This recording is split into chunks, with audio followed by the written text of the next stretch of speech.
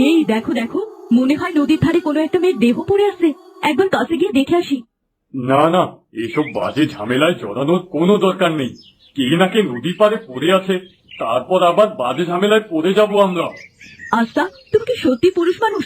আমাকে একটু বলো তো, একটা মেয়ে পড়ে আছে আর তুমি কিনা তাকে সাহায্য করতে চাইছো না? সবকিছুতেই তোমার বাড়াবাড়ি। দেখবে একদিন এই বাড়াবাড়ির জন্য তোমাকে পস্তাতে হবে।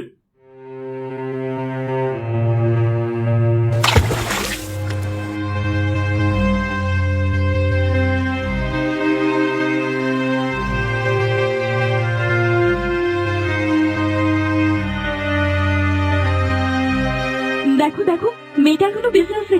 শরীরটা একেবারে নীল রং হয়ে আছে। মনে হচ্ছে কোনো কারণে বিষ খেয়েছে। চলো আমরা ওকে আমাদের এলাকায় নিয়ে যাই, তারপর সুস্থ করে তুলি। আহারে, কি সুন্দর একটা মেয়ে। জানি না কি কারণে ওর সাথে এমন খারাপ কিছু হলো। আর দেরি করে লাভ নেই, এখনই ওকে চিকিৎসা দিতে হবে। এই মেয়ে, কোথায় বাড়ি? তোমার কিছু জিজ্ঞেস করলেই তো চুপ করে থাকো। কি নাম তোমার? আমি আমি কোথায়, এখানে কি করে এলাম? আমার নাম বেনু। আমার বাড়ি পাহাড়তলি গ্রামে। তুমি নদীতে ভাসতে ভাসতে আমাদের গায়ে চলে এসেছো। তোমার শরীরে আমরা বিষ পেয়েছি। তা কি করতে বিষ খেয়েছিলে? নিজেকে শেষ করে দেওয়ার জন্যে? না গো, আমি নিজেকে শেষ করতে চাইনি, বরং ভাগ্যই আমাকে শেষ করে দিয়েছে। আরে বাবা, সত্যিটা না জানলে আমরা কি করে বুঝতে পারবো যে আসলে তোমার সাথে কি হয়েছে? আমাদেরকে সত্যিটা খুলে বলো। আমাদের তুমি নিজের দাদা বৌদি ভাবতে পারো। কি হবে এই পোড়া কপালের কথা শুনে? ঠিক আছে, জানতে যখন চাইছো তাহলে তোমাদের খুলেই বলি।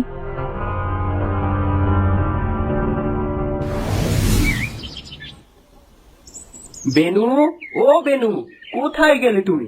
এদিকে এসো, দেখো তোমার জন্য কি এনেছি।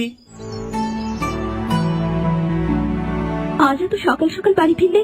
এমনিতে তো সন্ধ্যার আগে একেবারে ফিরতেই চাও না। আরে শোনো শোনো, ধান বিক্রি করে ভালোই লাভ হয়েছে, আর তাই তোমার জন্য একটা লাল শাড়ি কিনে নিয়ে এসেছি।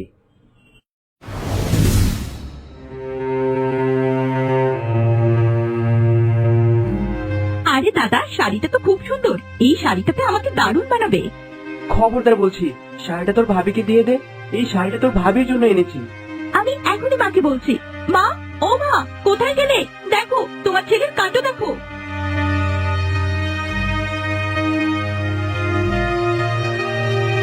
কি হয়েছে? কি বাড়িতে কি ডাকাত পড়েছে নাকি? এভাবে হাঁক ডাক কেন করছিস? মা, ও মা, তোমার ছেলে এখন আর তোমার নেই। তোমার ছেলে পর হয়ে গেছে। দেখো না, বউয়ের জন্য হাট থেকে কি সুন্দর দামি একটা শাড়ি কিনে এনেছে। আমি বললাম শাড়িটা আমার খুব পছন্দ হয়েছে, কিন্তু সে আমাকে দিতে রাজি হলো না। ও আচ্ছা, তাই বুঝি। তাহলে বউকে লুকিয়ে লুকিয়ে শাড়ি দেয়া হচ্ছে। এজন্যই কোলে পিঠে করে তোকে বড় করেছিলাম। ও মা, এটা কেমন কথা বলে তুমি? আমি একজন গরিব চাষি, আজ ধান বিক্রি করেছি, আমার বউয়ের জন্য একটা নতুন শাড়ি কিনেছি, এই জন্য তুমি আমাকে এতগুলো কথা শোনাচ্ছ? শাড়িটা যখন বিন্তির এতই পছন্দ হয়েছে, সেটা বরং ওই রেখে দি। আমি না হয় অন্য একটা শাড়ি কিনে নেব। না না, এই শাড়িটা তুমি কাউকে দেবে না। এটা আমি তোমার জন্য পছন্দ করে কিনেছি, এটা আর কারো জন্য নয়। ঠিক আছে, শাড়ি তোমাকে দিতে হবে না, কিন্তু মনে রেখো এর শোধ আমি ঠিকই তুলবো।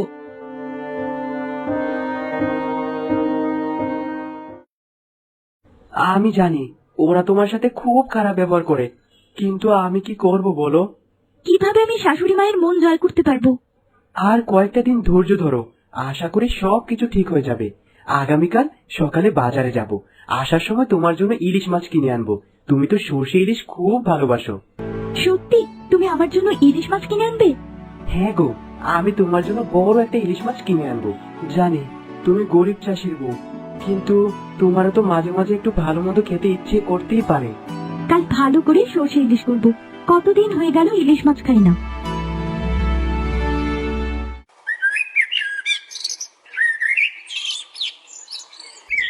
এই যে মহারানী, কটা বাজে? এখনো শুয়ে শুয়ে ঘুমাচ্ছ? বাড়ির কাজগুলো কে করবে শুনি? এই তো মা, আসলে আমার শরীরটা একদম ভালো না। গতকাল রাতে ঘুম হয়নি, আর তাই আজ উঠতে দেরি হয়ে গেল। হ্যাঁ হ্যাঁ জানি, শরীর তো নয়, একেবারে ননির পুতুল। সারাদিন শুধু শুয়ে থাকা। এই শুয়ে থাকতে থাকতেই আমার সংসারটা একদম জলে ভেসে গেল। আপনি কোনো চিন্তা করবেন না মা, আমি এখনই সব রান্না বান্না শেষ করে ফেলছি।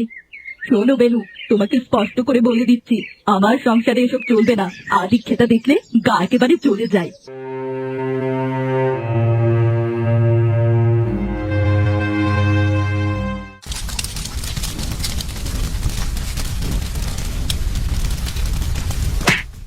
এই যে নবাব নন্দিনী, এখানে তো দিব্যি বসে আছো। নাও এই কাপড়গুলো ভালো করে ধুয়ে দাও, আমাকে আবার কালকে কলেজে যেতে হবে।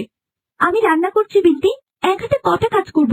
তুমি তো তোমার নিজের কাপড়গুলো পরিষ্কার করতেই পারো, এজন্য আবার আমার কাছে কেন এসেছো? কি কি বললে তুমি? তোমার সাহস তো কম নয়। দাঁড়াও, আমি এক্ষুনি মাকে গিয়ে সব বলছি। বেনু, ও বেনু, কোথায় গেলে? দেখো আমি তোমার জন্য কি এনেছি। আজ এত সকাল সকাল বাড়ি ফিরলে, আর হাতে তো অনেক বড় একটা ইলিশ মাছ। আমি জানি তো ইলিশ মাছ খেতে তুমি খুব ভালোবাসো, আর তাই আমি তোমার জন্য একটা ইলিশ মাছ নিয়ে এলাম। আজ রাতে খুব ভালো করে সর্ষে ইলিশ রান্না করবে। আগামীকাল আমি 7 দিনের জন্য শহরে চলে যাব। বউয়ের জন্য ভালোবাসা একেবারে উতলে উঠছে। বড় দেখে সরিষা ইলিশ এনেছিস? আমি তোর ভাবির জন্য একাই ইলিশ এনেছি নাকি? আমি তো সবার জন্য ইলিশ এনেছি। এবার সবাই মিলে রান্না কর। কি রে, বাড়িতে আছিস? আরে বাহ, কত বড় একটা ইলিশ মাছ! কতদিন হয়ে গেল ইলিশ মাছ খাই না। এই ইলিশ মাছ তোমার জন্য না মা, দাদা ওর বউয়ের জন্য এনেছে। ওর বউ নাকি সর্ষে ইলিশ খেতে খুব পছন্দ করে। ও আচ্ছা, তাহলে বউয়ের প্রতি এত ভালোবাসা। তোর বউ ইলিশ মাছ খেতে ভালোবাসে, এজন্য ইলিশ মাছ নিয়ে এসেছিস। তোমাদের জন্য বাড়িতে একটু শান্তিও পাওয়া যায় না। সারাক্ষণ শুধু বউ শাশুড়ির অশান্তি, এইসব আমার আর একদম ভালো লাগে না। আমি কাল শহরে চলে যাচ্ছি, ফিরতে দেরি হবে।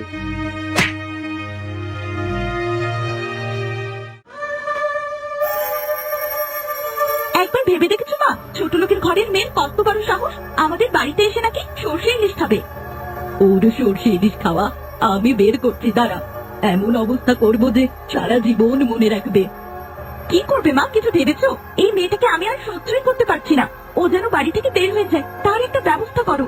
ইস, ওকে যদি দুনিয়া থেকে সরিয়ে দিতে পারতাম। আরে বাহ, এটা তো খুবই ভালো বুদ্ধি বের করেছিস। এটাই সুযোগ, ওকে আমরা মেরে ফেলবো।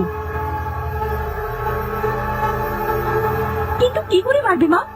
ওর তো খুব সর্ষে ইলিশ খাওয়ার শখ। ওই সর্ষে ইলিশের মাঝে ওকে বিষ মিশিয়ে দেব, আর তারপর নদীতে ভাসিয়ে দেব। কেউ কখনো জানতেই পারবে না। সবই তো বুঝলাম, কিন্তু দাদা যদি একবার জানতে পারে তাহলে খুব বড় বিপদ হয়ে যাবে। আরে ধুর, তোর ভাই কিছুই জানতে পারবে না। আমরা ওকে যা বোঝাবো ও তাই বুঝবে। এসব নিয়ে তুই ভাবিস না। আগামীকাল আমরা এক কবিরাজের কাছ থেকে বিষ আনতে যাব।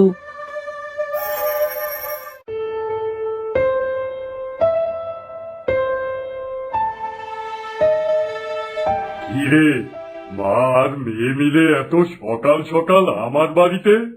খুব বিপদে পড়ে এসেছি গো কবিরাজ মশাই, দয়া করে আমাদের সাহায্য করুন। তা তো আমি বুঝতেই পেরেছি, বিপদে না পড়লে তো আর আমার বাড়িতে আসতি না। এবার বল কি হয়েছে? আর বলবেন না কবিরাজ মশাই, আমার বৌদি সারা দিন আমাকে আর মাকে অত্যাচার করে।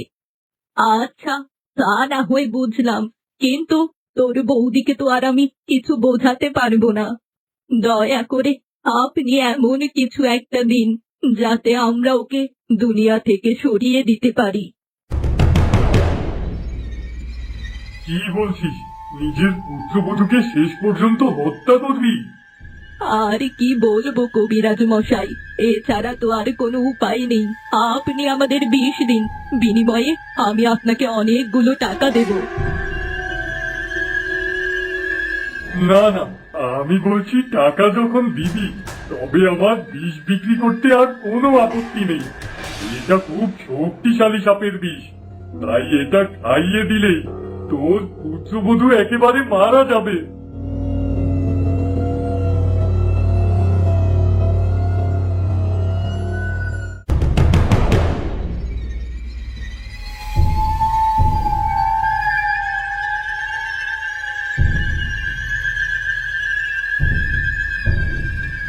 বৌমা, ও বৌমা, কোথায় গেলে?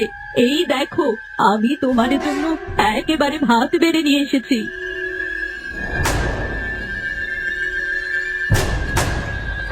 আপনি কেন শুধু শুধু কষ্ট করে রান্নাঘর থেকে ভাত আনতে গেলেন মা? আমি তো নিজেই খেয়ে নিতে পারতাম। আরে বৌমা, কি বলছো তুমি?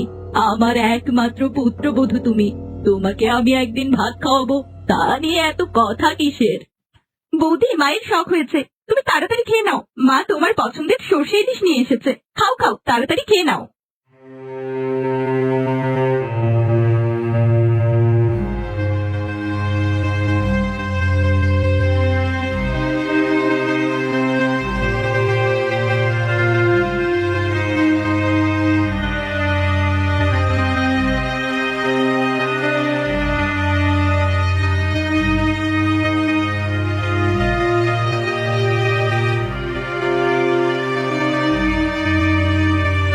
মা, ও মা, আমার বড্ড ভয় লাগছে।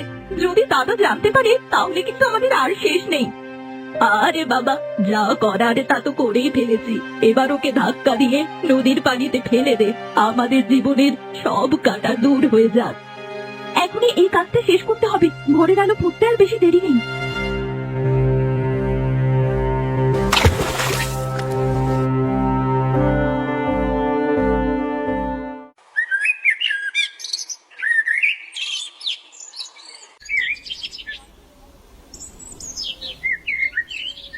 বউ, ও বউ, কোথায় গেলে? এই দেখো, আমি চলে এসেছি। কাকে ডাকছিস তুই? তোর বউ কি আর ঘরে আছে? সে তো অন্য কারোর সাথে পালিয়ে গেছে। কি বললে মা তুমি?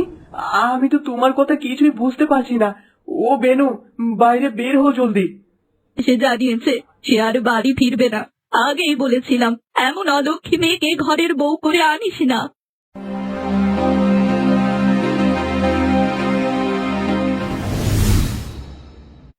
সবই তো শুনলে, এবার বলো আমার কি করা উচিত? তোমরা আমাকে আবার নতুন জীবন ফিরিয়ে দিয়েছো। আমরা জানি তোমার সাথে অনেক বড় অন্যায় হয়ে গিয়েছে, তাই আর এক মুহূর্তও দেরি নয়, আজই আমরা তোমার শ্বশুর বাড়িতে চলে যাব। না না, ওই বাড়িতে আমি কিছুতেই ফিরে যাব না। ওখানকার মানুষগুলো আবার আমাকে মেরে ফেলবে। তোমাকে ফিরে যেতে হবে তোমার স্বামীর বিশ্বাস অর্জনের জন্য। সে তো তোমাকে ভুল বুঝে আছে, তুমি না বলে চলে এসেছো। আর দেরি নয়, ওর শ্বশুর বাড়ি খুব একটা দূরে নয়, বিকেলের মধ্যেই পৌঁছে যেতে পারবো আমরা। চলো, এখনই রওনা হওয়া যাক।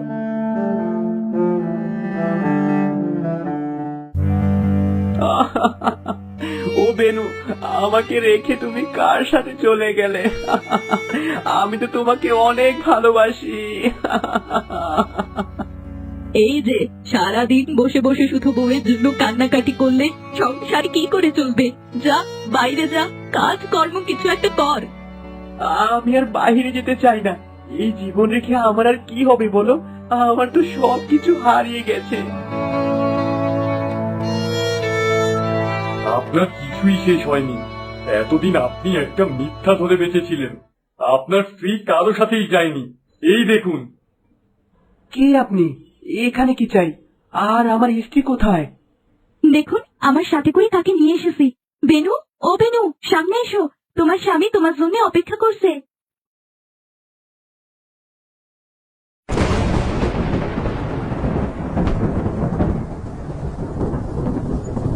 বেনু, ও বেনু, কোথায় চলে গিয়েছিলে তুমি?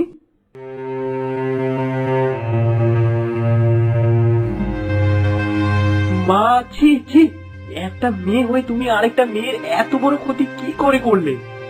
আমাদের অনেক বড় ভুল হয়ে গেছে বাবা, আর কখনোই এরকম কিছু আমরা করব না।